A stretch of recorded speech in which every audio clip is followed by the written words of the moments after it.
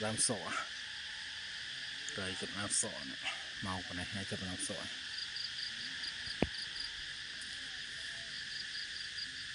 làm con sọ này làm sọ